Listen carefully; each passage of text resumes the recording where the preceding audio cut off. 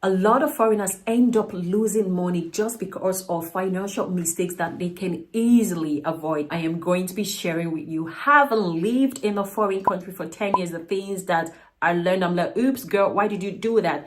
I'm going to be sharing that with you. I also have talked to my friends. So yes, from my experience, from research, from the experiences of my friends, I'm going to bring in all that to us. We're going to be talking about how to avoid these 10 mistakes. We're going to be talking about the bank accounts to use, investments, savings, and generally spending wisely. So if you are new on this channel, I make premium content that you can easily incorporate into your life. So I invite you to please click on the subscribe button so you'll not miss any of our future uploads. Please click on the like button. I know you are going to have value from it already. By leaving your comments throughout this video as I make the prompt, you're actually helping others to find this video. So let's get started. So before we get started, I'm going to invite you to leave in the comment section, what is one financial mistake foreigners make? Leave that in the comment section. Let's help each other out. Number one on my list is opening a bank account with a bank that have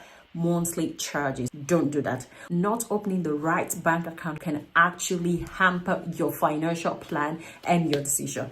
When I moved to Finland, one of the things I noticed is that I had opened a bank account with a bank that asked so much details about privacy, political things and all that. For privacy reasons, I'm not going to be mentioning the banks, but one thing you should know is that do not ever open a bank account where you will have monthly charges. When I opened the bank account, it wasn't like a charge monthly, but when I transitioned into working life, I noticed that every month, at least €5 were being withdrawn from my bank accounts just for service charge or having to keep money in my account. That is one financial mistake you need to avoid. The bank should not be taking money from you. Now, there are other banks that will pay you if you open the right account. In a moment, I'm going to be talking about that. In summary, having the right bank account where you were not charged is the green flag to knowing that this is the right account. Some solutions is that when you move to Finland or any other country, the US, UK, Canada, South Africa, do not just open an account with the first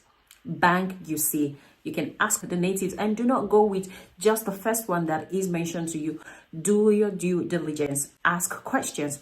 The second thing I'd suggest to do is that you compare the bank charges and the transactional fee. Now in Finland, one of the tips I noticed is that when you go to your ATM card, haven't opened your bank account, when you go to your ATM to withdraw money, there are some banks that will charge you if you tell them to show your account. For privacy, I'm not going to be mentioning that, but you would know. So one thing I suggest is that when you have withdrawn the money from the account, tell them to print on screen. So the receipt should be on screen. If you print it on the paper, there is also a charge to it. You will never know except you go and check through your account.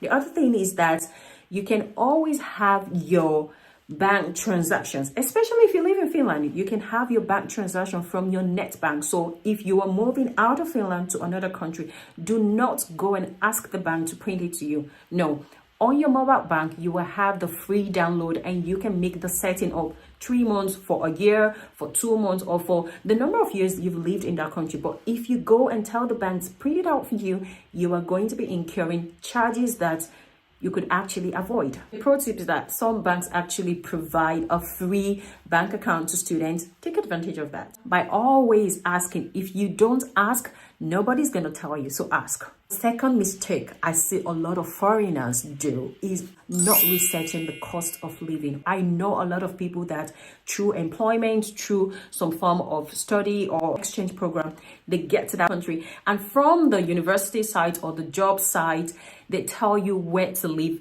Usually it is around the city center.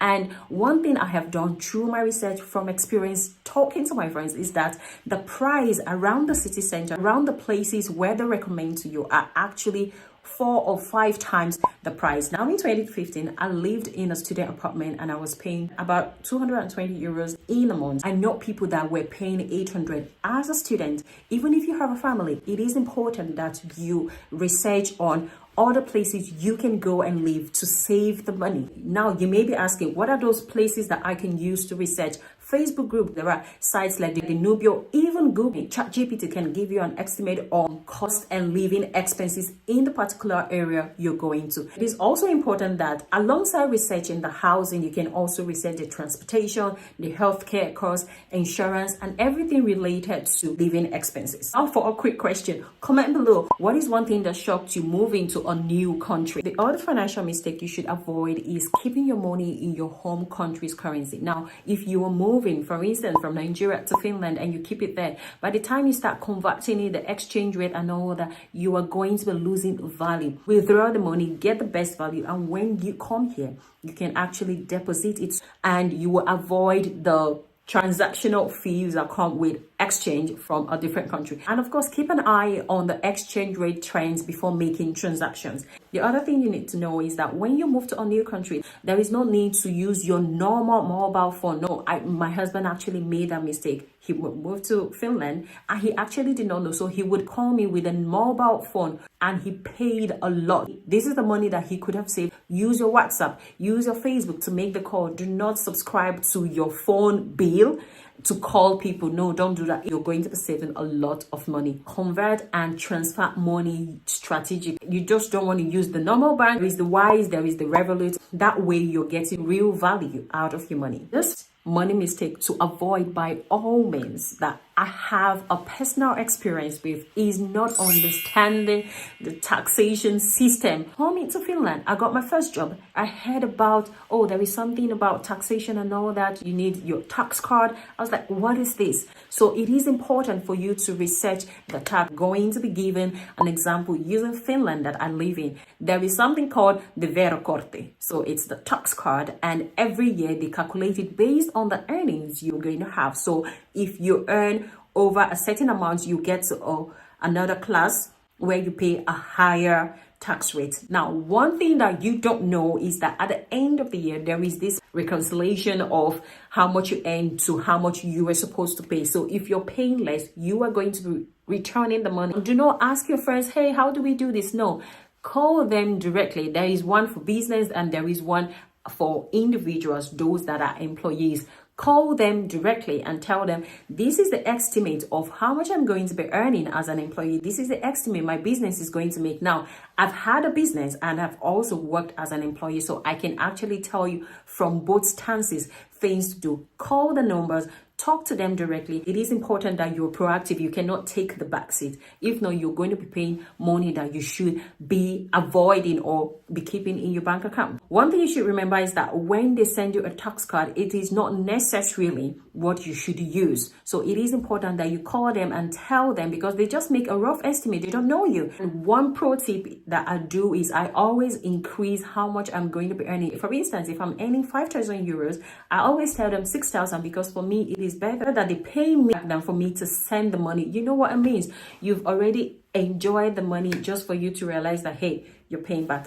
We don't want to do that. It is also important to learn the double taxation system. So if you're paying tax in your country and in Finland, it is good to mention it to them, understand how it works to avoid paying twice. For the business owners, if you are self-employed or if you have a business, it is important that you make an appointment with the tax for business. Tell them how much you're earning. Haven't calculated how much will be left. Remember, you need to calculate your cost and all the expenses you're going to incur, and after them, the profit for that, which is such a beautiful thing. The profits from the business is what you're going to be reporting. So remember to include all the expenses you may incur, so that will be taken out of the tax, so you don't pay for expenses, right? If you cannot do this on your own, then you need to talk to an accountant. But a pro tip is that don't just use any accountant. If the accountant is not telling you how to save money, that is a sign that you need to ditch it. Now, I'm talking from experience, because the first accountant I used, he was just like an extension of the tax office payback. Instead of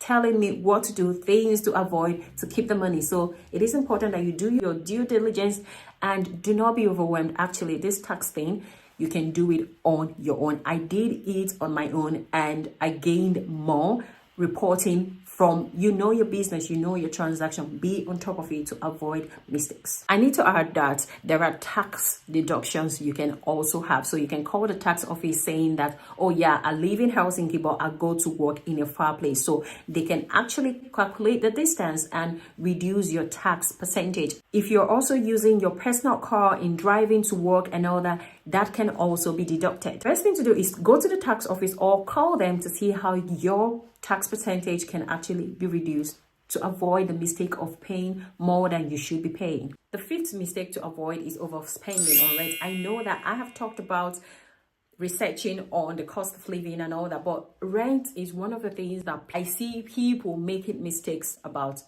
Depending on where you live, there are, especially in Finland, the metro area or those places close to the public transport, they are just overpriced. But avoid the city center, except that you really need to live there. But the amount you pay is usually more than when you live in a city-owned house. Best of all is if you live in a student apartment. So I know a friend that all the time I was studying, I moved out of where I was for over 5 years. He's graduated. He was still living in a student apartment. Why? Because it is the most affordable way to live and reduce rental costs. Ask your HR if they have employment contract where you can live in an employment housing arrangement. That way you'll be paying less. What is the most expensive thing about renting in the city you live in? Leave that in the comment section. I'm going to be reading all that. Next financial mistake you need to avoid is not planning to save or have emergency fund. It is one of the things that I see a lot of foreigners do, living paycheck to paycheck. As soon as the money comes, they're like, oh yeah, the next salary is coming, so I'm just going to use all the money. No, it is important that you save. I've made several videos about saving, what you need to save. I'm going to leave that in the description. What my husband and I would do, we save at least 50% of our income. This is important for emergency funds. Something may just happen. It's not about the bad things that will happen, which that's life. Life is unpredictable. But then it is also for you to strategically place yourself. When opportunities are coming, you have the money. Something we did is that we saved a lot, that when someone had called us back home that there was a land to be sold, guess what? We were prepared because we saved, and the money we had, we used it to buy the land, not planned, but now the land has actually tripled. Be intentional about saving. You may ask, what do you mean? How do you save? This is one thing my husband and I would do. We use the S banking, and I'm going to put that account. So we have the high interest saving account. So whatever money you put into the account, they are going to be adding a percentage to you. It is not the normal current account where your money comes in. I'm talking about a different account. Once you open that bank, I know that the S Bank, we have the OP, they have the high interest saving account. You can also compare that to, we know that once you put an automatic withdrawal to your savings account, that way every month they pay you a percentage of the money you have saved. So that is your money working for you. This is what my husband and I would do. We created an account where I have the assets and my husband has the assets to be, so we're co-owners of the account. You know why? I know a Finnish man that died leaving his money all in one account, and the Finnish lady, his wife, couldn't access the money. So that was it, lost forever. But if something happens, God forbid, you have someone, your wife, your spouse has an access to the account, so you're not giving your money out or you're not losing your money to the government. How much should we save? It depends on how much you're earning. But a rule of thumb is that save at least 3 to 6 months of your living expenses. That way, if something happens, you're out of job, at least you have a window where you don't have to just take any offer that is being presented to you because you're going to be homeless. You can also incorporate budgeting apps, budgeting document. I'm going to leave some in the description for you to actually plan how much comes in, how much should you save. One of the mistakes relating to saving is not investing early. Oh my goodness. There are so many ways you can actually start investing.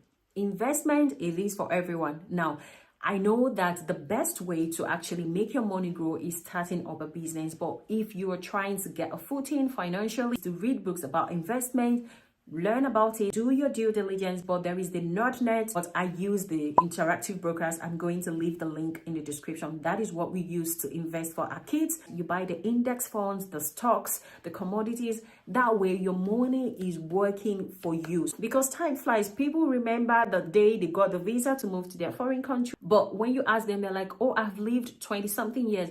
If they have started investing early, even if it is the S&P 500, it would have increased. So one of the mistakes you need to avoid is not investing early. I'm going to leave the actual one I use, the interactive brokers, in the description. Depending on your risk threshold, you can even go more depending on your knowledge and really get a good return from investing. I need to add this mistake to avoid when moving, especially to a new country or when you have just arrived to this new country, which is overpriced immigration services. I know recently there's a Finnish man who was promising foreigners to give them papers. He was just sitting at his house, jobless, taking their money. Once it's not from the right source, an immigration person telling you this is how much you need to pay, avoid those things, because a lot of people as scammers wanting to get your money. Do not fall for it. Use agencies that you can actually verify before paying any money. And of course, avoid landlords or house owners that would not give you a written contract. Now, when you move to a new country like Finland,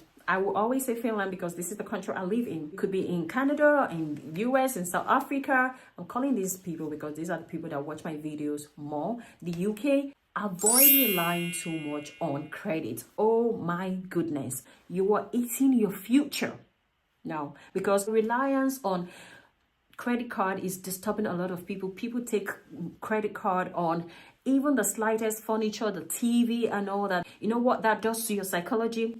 You're always on the rat race, going to take more work. It's called lifestyle servitude. When the money comes into your account, your salary comes into your account, it's going out for all the credits you need to pay. And please do not say that, oh, I'm not going to pay, I'm going to leave the country. If you do that, you know, in Finland, there is olumide. Check what that is in your home country. It is a reclaiming of money that you haven't paid.